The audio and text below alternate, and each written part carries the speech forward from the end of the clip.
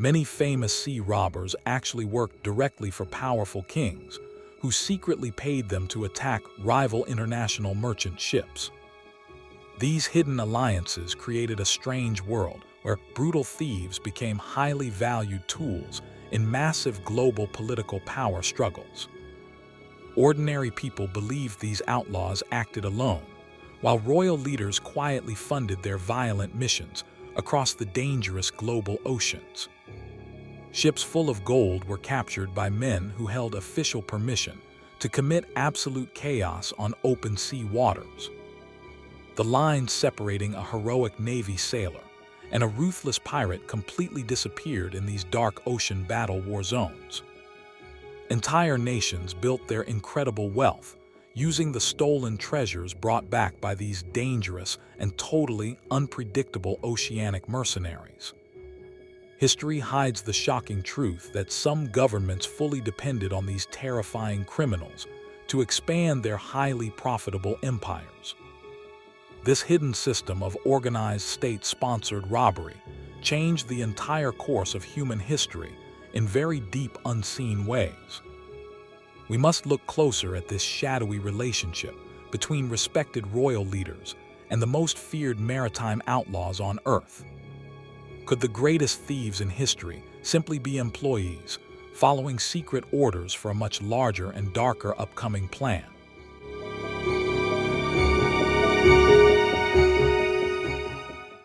Most pirates never actually buried their treasure, because they usually spent their stolen riches immediately on fresh food and drinks. Forget the silly stories about wooden legs and friendly parrots sitting quietly on the shoulders of laughing older sea captains. Real pirates lived incredibly harsh lives inside dirty wooden ships that constantly leaked ocean water and smelled absolutely terrible inside. The popular romantic image of absolute freedom on the ocean hides a brutal reality filled with severe sickness and death. They wore common sailor clothes instead of fancy velvet coats, and they fought desperately just to survive another single day. Many of these men were originally honest sailors who escaped terrible treatment from extremely cruel and highly abusive Navy commanders. Their floating societies often practiced early forms of basic democracy, where captains were freely elected and all stolen treasure shared. This strange mixture of violent crime and surprising equality makes the true story of these ancient outlaws extremely fascinating today. To truly understand their strange world, we must first completely erase all the fake myths created by modern fantasy movies. What dark and terrible truth remains when we finally strip away the cheerful modern costumes from these extremely desperate killers?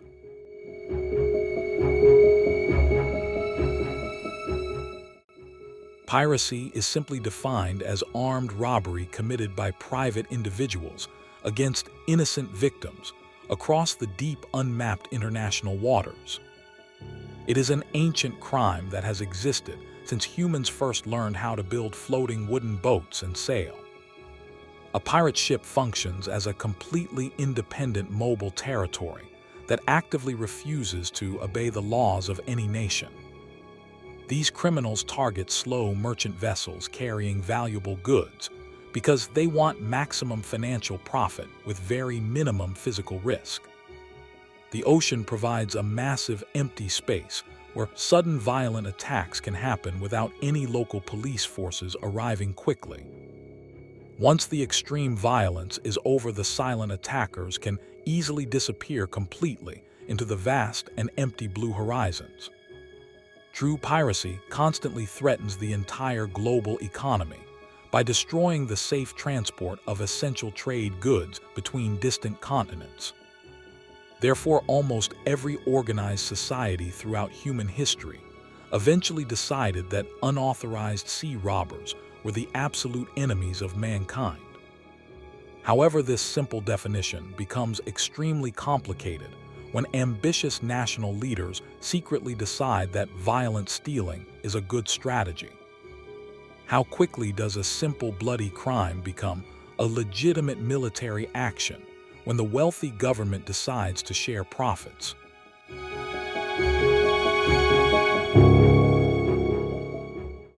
Some European kings officially realized that hearing vicious pirates was much cheaper than building massive Royal Navy ocean battle fleets. During times of endless war, nations desperately needed creative ways to hurt their powerful enemies without spending limited national gold. They actively encouraged independent captains to violently attack foreign trade routes and bring the captured wealth back home completely safely. This brilliant but evil strategy severely damaged enemy economies, while simultaneously filling the empty royal bank accounts with pure silver. Leaders provided safe local harbors where these violent raiders could easily sell their stolen goods without facing any legal trouble.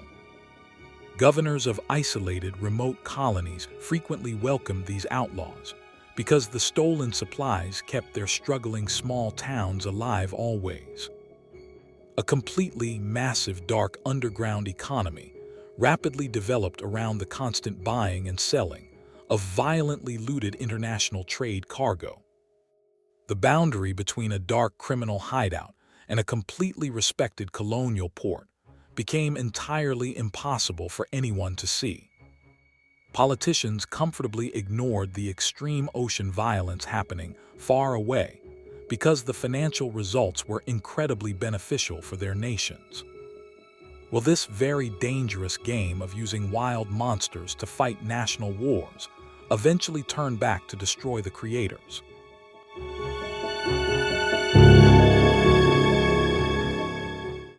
A simple legal piece of official paper magically transformed a dirty, terrible sea pirate into a fully protected legal privateer.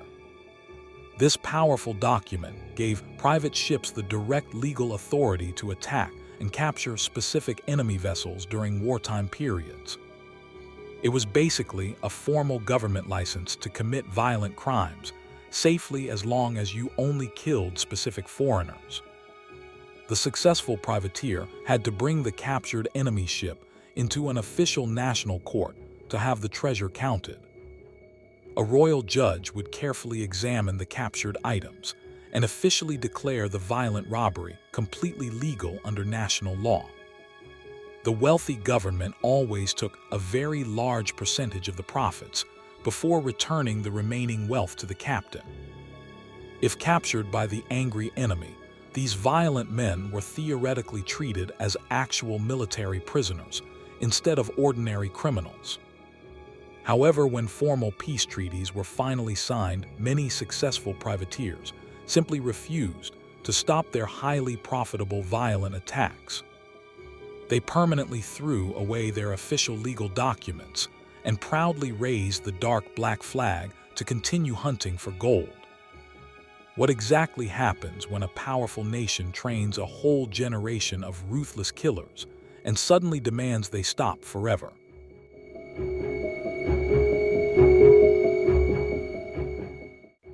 The mighty British Empire actively used famous legal pirates like Sir Francis Drake to slowly destroy Spanish global control over America. Powerful English queens directly invested royal money into pirate ships and personally received massive portions of the violently stolen silver. France also released hundreds of hungry, vicious privateers into the dark Atlantic Ocean to constantly harass rich British-Spanish fleets. The clever Dutch Republic hired extremely aggressive sea rovers to effectively dismantle the large Portuguese trade monopoly on Eastern spices. Meanwhile, the extremely powerful Ottoman Empire heavily sponsored the terrifying Barbary corsairs to dominate the entire Mediterranean Sea trade routes. These brutal North African raiders completely paralyzed European ocean shipping and captured thousands of innocent sailors to sell into slavery. Almost every major global power secretly participated in this highly hypocritical system of legalized ocean robbery to gain political advantages. They publicly condemned ocean piracy in their official political speeches, while quietly counting the bloody gold hidden inside royal vaults. This widespread dark corruption proves that pure morality was entirely abandoned whenever national survival or supreme global dominance was required. If every single great empire secretly behaves exactly like a criminal gang, then who is actually left to enforce justice?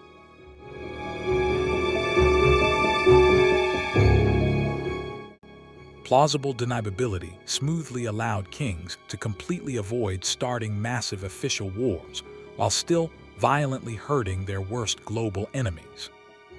If a hired privateer was accidentally caught doing something extremely terrible, the smart king could simply deny knowing the truth. Economically, it was a perfectly flawless financial system because the government risked absolutely nothing, but always gained massive financial rewards.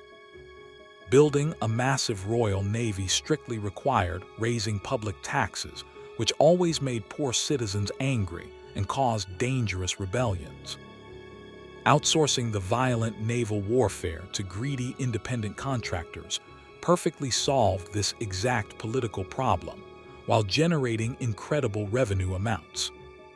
The privateers personally paid for their own ships and weapons, and only received money if they successfully stole enemy cargo.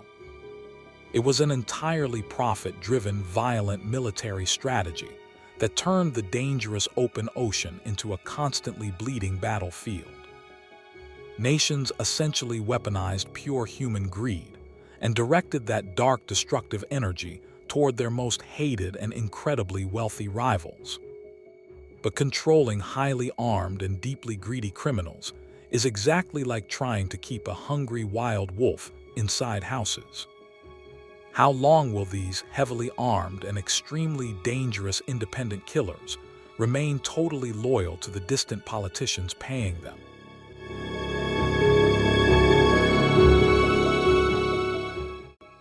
The absolute most legendary pirate in human history only terrorized the dark American coast for slightly less than 2 years. His true real name was Edward Teach, and he perfectly represents the inevitable and complete bloody failure of the system. He originally sailed safely from England as a legally protected privateer during a major European war against the Spanish Empire. When the Great War suddenly ended, he extremely angrily refused to simply return to a boring life of honest labor. He very quickly joined a notorious dark gang of outlaws in the Caribbean and learned the brutal trade of piracy. Teach was naturally highly intelligent and deeply understood that pure psychological terror was much more effective than firing heavy cannons. He clearly recognized that frightened merchant crews would instantly surrender all valuable cargo if they were absolutely terrified of him. Therefore, he consciously began to carefully design a completely terrifying personal image to avoid unnecessary physical fighting and damaged goods. He permanently transformed himself from an ordinary, forgotten English sailor into a living nightmare perfectly designed to haunt blue oceans. What specific dark theatrical methods did this creative genius completely invent to make grown men completely surrender without fighting back?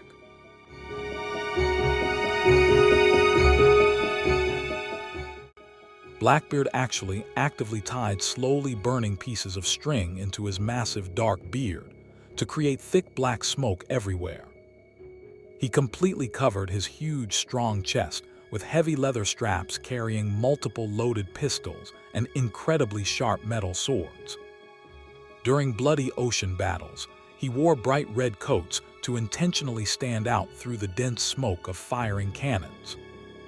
Frightened witnesses truly believed they were looking directly at an actual fire demon, rising violently from the dark, bottomless depths. This carefully constructed, horrifying dark persona guaranteed that almost every ship he targeted surrendered very quickly without firing a shot. He loudly drank strong dark rum mixed directly with actual explosive gunpowder, just to prove absolute madness to his crew. Despite his completely terrifying visual reputation, there are very few valid historical records of him ever killing surrendered innocent captives. His incredible global fame was literally built entirely upon brilliant theatrical performance rather than actual endless rivers of human blood. He definitely proved that an extremely scary dark myth is actually a vastly more powerful weapon than heavily armed ships. How incredibly far could this brilliant psychological warfare actually take him before the powerful British government finally decided to intervene?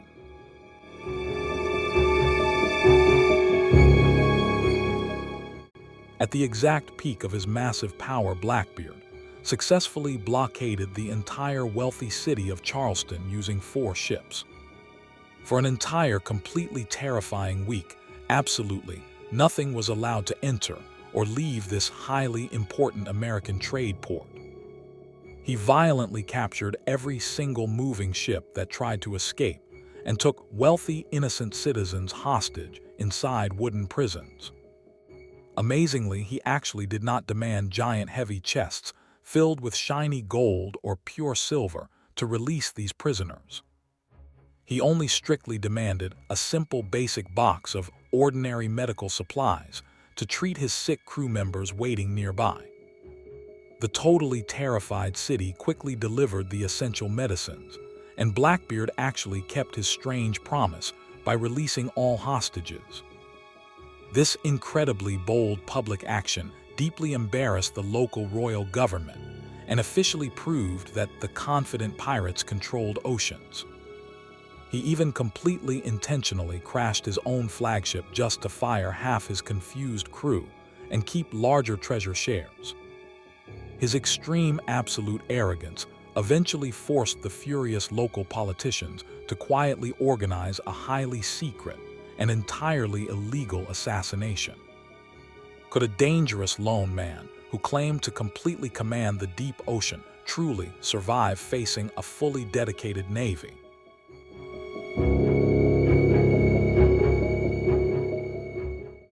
The final totally brutal, bloody battle to completely kill Blackbeard only succeeded because he was surprisingly betrayed by royal soldiers. Lieutenant Robert Maynard quietly sailed completely small naval ships directly into the extremely shallow coastal waters where the pirate was. The resulting bloody fight was incredibly terrible, and Blackbeard eventually suffered 5 heavy bullet wounds and 20 deep sword cuts. Maynard violently cut off the completely severed head of the fallen famous pirate and firmly tied it to his ship. They quickly threw the massive, heavily bleeding headless body directly into the dark ocean where legends claim it swam twice. His highly violent death effectively marked the exact clear ending point of the golden age of wild free ocean piracy. The terrifying wild monster was truly dead, but his incredible mythical dark story instantly became absolutely immortal within human history. He forever remains the ultimate tragic cultural symbol of absolute freedom, eventually crushed by the overwhelming power of organized society. The powerful, wealthy government that originally created these violent privateers finally destroyed them completely when they were no longer useful. Are the great heroes and terrible villains of human history truly real, or are they just temporary tools for empires?